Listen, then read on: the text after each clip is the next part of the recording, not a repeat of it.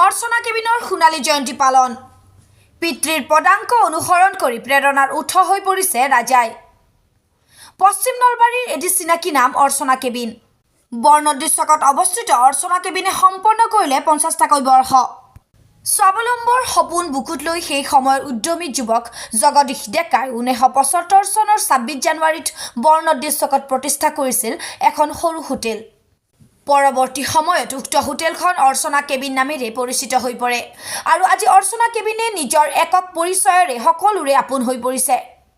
বিভিন্ন ধৰণৰ মিঠাই সুস্বাদু খাদ্যৰ সমাহাৰেৰে গ্ৰাহকক আপ্যায়ন কৰা অৰ্চনা কেবিনৰ স্বত্বাধিকাৰী জগদীশ ডেকাই পৰৱৰ্তী সময়ত উচ্চ শিক্ষিত পুত্ৰ ৰাজীৱ ডেকাৰ ৰাজাৰ হাতত অৰ্পণ কৰে দায়িত্ব।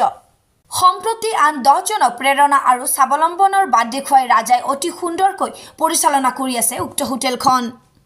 প্ৰতিষ্ঠানখনে গৌৰৱোজ্জ্বল 50 বছৰ অতিক্ৰম কৰাৰ উপলক্ষে দেওবাৰে সোণালী জয়ন্তী বৰ্ষৰ সামৰণি অনুষ্ঠান দিনজোৰা কাৰ্যসূচীৰে পালন কৰা হয়। সন্ধিয়া বন্তি প্ৰজ্বলন কাৰ্যসূচীত উপস্থিত থাকে বনগাঁও উচ্চতৰ মাধ্যমিক বিদ্যালয়ৰ সহকাৰী শিক্ষক নৃপেন চন্দ্ৰ ডেকা, বৰনদী বজাৰ পৰিচালনা সমিতিৰ সভাপতি মনোজ হাজৰিকা, বৰনদী গাঁও উন্নয়ন সমিতিৰ সভাপতি গকুল ডেকা, বৰনদী গাঁও উন্নয়ন সমিতিৰ সম্পাদক দ্বিজেন ডেকা, নৱকুমাৰ ডেকা, অৰ্চনা কেবিনৰ স্বত্বাধিকাৰী জগদীশ ডেকাকে ধৰি কেইবাগৰাকীও বিশিষ্ট ব্যক্তি। ইয়াৰ পিছতে কেক কাটি 50তম বৰ্ষপূৰ্তি পালন কৰাৰ লগতে আতচবাজি প্ৰদৰ্শন কৰা হয়। মই আমাৰ বৰনদী বজাৰ পৰিচালনা সমিতিৰ সভাপতি হিচাপে গৌৰৱবোধ কৰিছোঁ। এইকাৰণে কৰিছোঁ যে আজি হঠাৎ ৰাজাই ৰাতিপুৱা কৈছিল যে আজি এনেকুৱা এটা কাৰ্যসূচী আছে আমাৰ, তেতিয়া মই নিজকে আচৰিত দিছোঁ যে এই হোটেলখনে আজি অৰ্চনা কেবিন হিচাপত 50টা বছৰ অতিক্ৰম কৰিলে। আচলতে আমি যেতিয়াই সৰু আছিলোঁ, যেতিয়াই নৰ্থ-ইষ্টত দেখিছোঁ বা আহিছোঁ, তেতিয়াৰ পৰা আমি অৰ্চনা কেবিন হিচাপে পৰিচিত এই হোটেলখন চলি আছে। কিন্তু ইয়াৰ যে আজি পূৰ্ণাংগ 50টা বছৰ অতিক্ৰম কৰিলে এই কথাখিনি গম পোৱা নাছিলোঁ। যিয়ে নহওক আজি অৰ্চনা কেবিনৰ স্বত্বাধিকাৰী জগদীশ ডেকাই আজি এই হোটেলখন ইমান দিন 50টা বছৰ অতিক্ৰম কৰিলে আমি সঁচাই গৌৰৱবোধ কৰিছোঁ। আৰু ইয়াৰ যি আজি জগদীশ ডেকাৰ সুপুত্ৰ ৰাজীৱ ডেকাই এই হোটেলখন সুন্দৰ এটা পূৰ্ণাংগ ৰূপত আনিছে আৰু তাক লৈ আমি গৌৰৱবোধ কৰিছোঁ। আমি আৰু আশা কৰোঁ এই অৰ্চনা কেবিন হিচাপে বৰনদী চকটোত আৰু প্ৰতিষ্ঠিত হওক আৰু ইয়াতকৈ প্ৰসাৰ হওক আৰু প্ৰসাৰ হৈ অৰ্চনা কেবিন যি আছে 100টা বছৰলৈকে পূৰ্ণাংগ ৰূপ পোৱালৈকে আমি আশা কৰিছোঁ। এইখিনি কৈ মোৰ বক্তব্য সামৰিছোঁ। সঁচাকৈ আমি আজি অনুভৱ কৰিছোঁ 1975 চনত বৰনদী চক আৰু আজি বৰনদী চকত পৰিচালনা পাইছোঁ আমি। 50টা বৰ্ষ সহজ নহয়, বহুত দোকান আহিছিল, বহুত দোকান গুচি গ'ল, কিন্তু অৰ্চনা কেবিনৰ যিটো স্থায়িত্ব আজি আমি সঁচাকৈ উপনীত হৈছোঁ। আমি নিজকে এটা ধন্য মানিছোঁ যে সঁচাই দোকান এনেকুৱা হ'ব লাগে, এনেকুৱা হেৰি হ'ব লাগে। আৰু লগতে মই শ্ৰীমান ৰাজা তেওঁৰ কষ্ট মই দেখি আছোঁ। ৰাজা ক'ত আছে? মাননীয় ডেকাদেৱ আৰু মৰমৰ ছাত্ৰ ডেকাদেৱৰ পুত্ৰ ৰাজীৱ ডেকা। আমি দেখি আহিছোঁ যে অৰ্চনা কেবিন নামটো অৰ্চনা কেবিন বুলি ক'লে এতিয়া আৰু ৰাজাৰ দোকান বুলি আমাৰ মনত পৰে।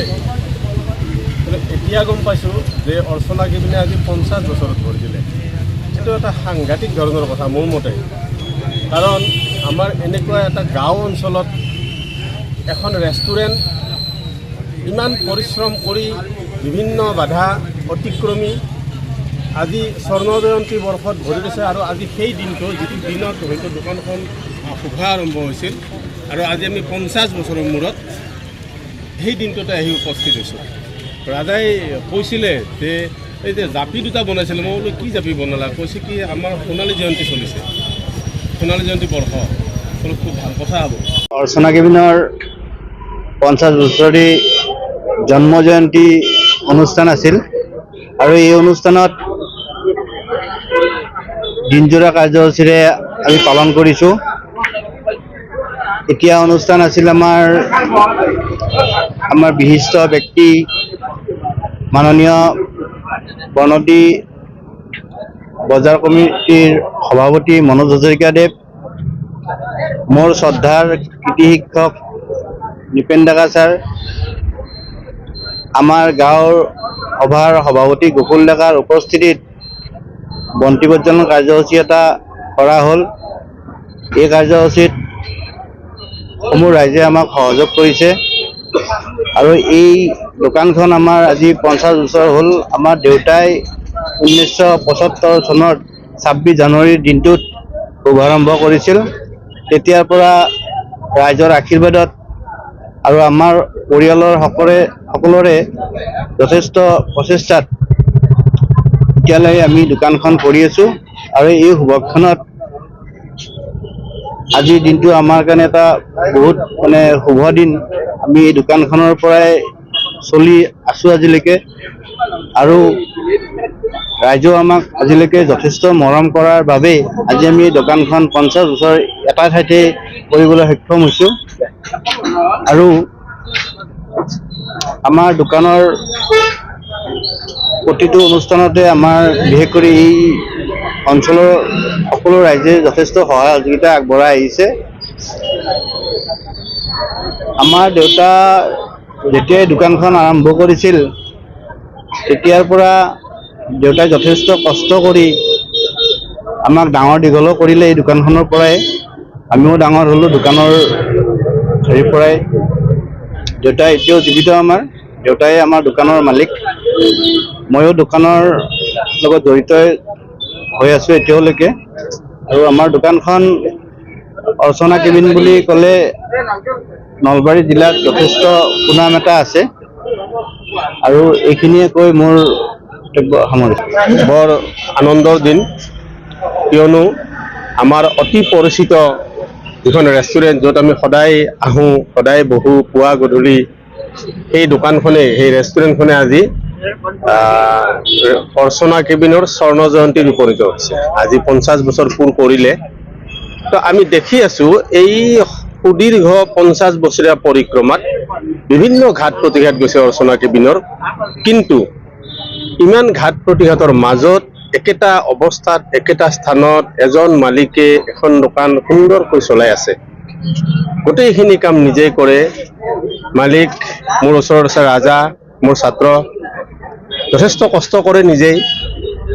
দেউতাকে স্থাপন কৰিছিল দোকানখন মাননীয় জগদীশ ডেকাদেৱে। আজি তেখেত একদম সুস্বাস্থ্য আৰু আজি দোকানত লাগি আছে। গতিকে এই দোকানখন মই ভাবোঁ যে এই ডেকাজন এজন উদ্যমী ডেকা আৰু আন 10জনৰ কাৰণে আজি ৰাজা আদৰ্শ।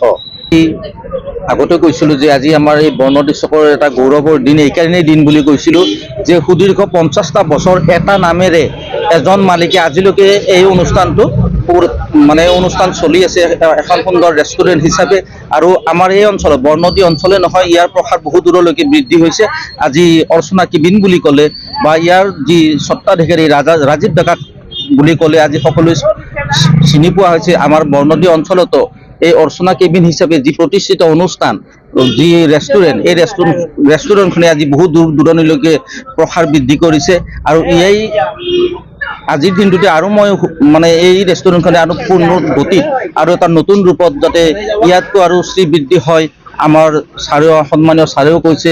আৰু আজি ৰেষ্টুৰেণ্টখনে আজি 50টা বছৰ অতিক্ৰম কৰিবলৈ পাইছে আৰু ইয়াৰ আৰু শ্ৰীবৃদ্ধি হওক। এই ৰেষ্টুৰেণ্টখনে পূৰ্ণাংগ আৰু ভালকৈ নতুন ৰূপত আমাৰ ৰাজীৱ ডেকাই আগবাঢ়ি আহিছে। গতিকে ৰাজীৱ